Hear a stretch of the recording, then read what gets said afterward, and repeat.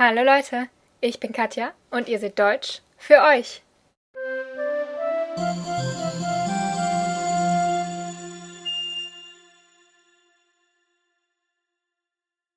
We're gonna do another phonetics episode today, and that is about two sounds that a lot of you probably wonder about, or that, in fact, I should say I know a lot of you wonder about because I've been asked about it quite a few times. And those two are sh and ch. So we're just gonna go through how to pronounce these two and also when to use which one really quickly today, and I will try my very best to make it easier for you to pronounce them. For this, we will be using charts because for phonetics or for imagining what a sound actually looks like in your mouth, I found it much easier to take a look at a cross-section diagram. So if you can't figure out how to shape your tongue and mouth and whatever from hearing the sound, I think this should probably help you because as much as I try, I can't really give you a good visual aid from just looking at my face. I can't take my head apart. So this is the first sound of the two, sh.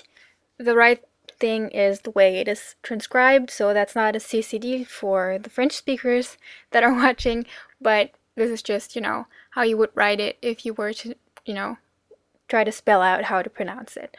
So this is the sort of hissing or more hissing sounding sound of the two that we're looking at today. And as I also wrote down here, it comes after the vowels I, E, all umlaute, so E, Ö, Ü. And also after all diphthongs except ow, so a-u.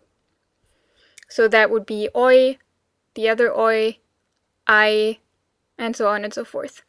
This is also true, for example, for an elongated E, so I-e. It's also part of one of the two syllables that makes things cute, or, belittles things, so to say, hen and line. Line is unimportant here, so I left it out. Hen. So you clearly have that sh sound in there. Now let's get to how to actually pronounce sh. As you can see, I wrote down here, it is referred to as a palatal fricative in phonetics. Now what does this mean? Fricatives are sounds that are produced by letting air flow out of your mouth somehow while it is being obstructed somehow, and therefore causing friction, hence the name. But in contrast to other sound groups, there is no block in it ever. So basically, you put your articulators in the right position and just let air flow through, and then until you stop, you produce that sound. That's what a fricative is. And palatal refers to the hard palate, which is where the yellow dot is in the picture. And this means that that is where the tongue goes. As you can see, it doesn't close because then, the air wouldn't be able to flow through. But the tongue kind of reaches for the palate. So that is where you have to put your tongue. As you can see, it's not right behind your teeth, but it's the roof of your mouth and the more front part of the roof of your mouth. So you don't put the tongue back and up, but you put it kind of front and up. Try it out. I know it sounds very technical to transcribe it, but together with hearing it and having this picture, you should be able to somewhat recreate the tongue shape. At least that's what I'm hoping for. If you're still having trouble, this last point might help you. The sh sound is very, very similar to a yotted H. And what this means is that the H has U standing after it, for which the Y sound is pronounced, as for example in huge. Because what happens here is that you would have three sounds, then a Y, and then the U, Hue. But if you actually cut off that U or U sound at the end, you get Y, Y, the H gliding into the yotted U, or U. So try cutting off the U part of huge, and of course the Ch part at the end. Just try recreating that H sound, that kind of, hissed H, and that should get you closer to pronouncing the sh correctly. For those of you who care, the reason this works is because the J sound, J, is actually produced in the same place as the sh. So it's also a palatal sound. It's not fricative, but it is also palatal. So when you're going for the y, your tongue gets into the same position as it would for sh. And because h is a fricative, you get that sound in between because your tongue becomes palatal and your your airstream is just coming out of producing a fricative. So that is why when combining an H and a J, in English too, you get the sh sound. Because it's kind of the stage between a fricative and a y. So if that method makes it easier for you, you could also go for pronouncing a J and then lowering your tongue and just, shooting air through. Y, sh. So from the outside, mouth looks pretty far. Sh. That's something that the diagram could show you. Sh. Because if I would put it closer together, I would get sh, which is kind of in between sh and sh. German doesn't have that sound, other languages do. Now let's talk about really quickly. Unfortunately, there is there is no convenient comparison to some kind of, sound combination as for sh for this, because this is actually a sound that is very far away from what you ever hear in, standard English. If you know Russian or I think Greek or to some extent Arabic, you will already be familiar with how to produce this sound, so it shouldn't be that hard. I realize for English speakers this is pretty far away from what you're used to, so I'll try my best to explain how to do it. So by now you should know what it sounds like. It's our so-called ach sound. I also mentioned in episode 1 that it always reminds me of Ernie's laugh. One other thing that it might remind you of, which is less nice to think of, is, somebody trying to collect spit in their mouth, trying to kind of, get it up there. It's not exactly the same, and of course not the same purpose, but, it might remind you of that.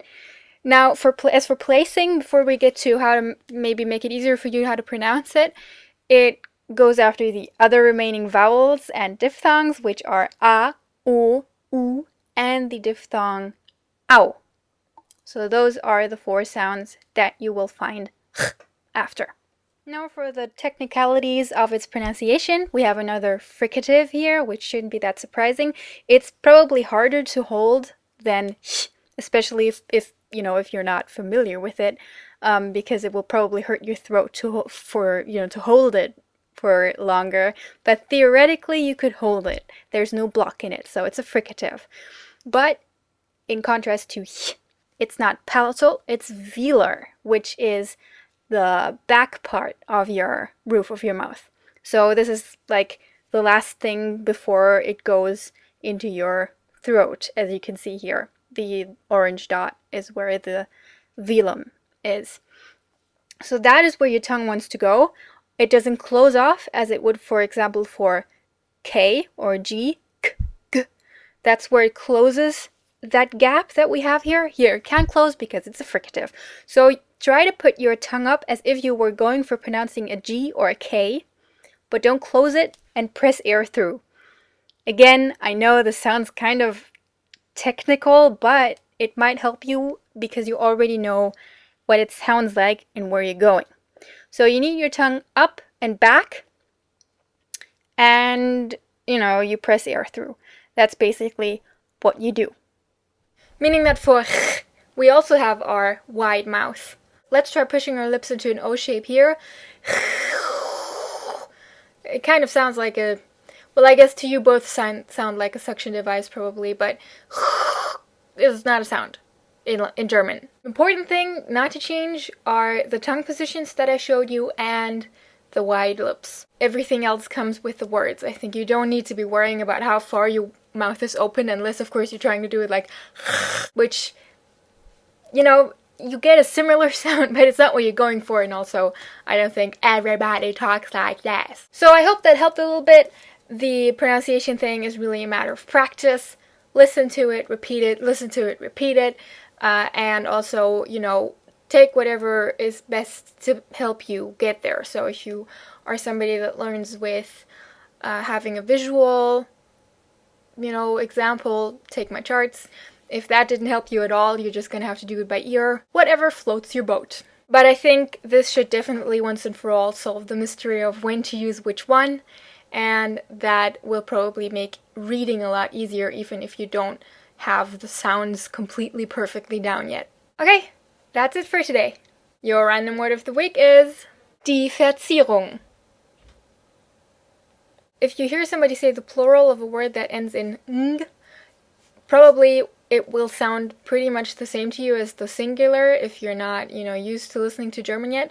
So if I want to say the plural of die Verzierung, I will just say die Verzierung.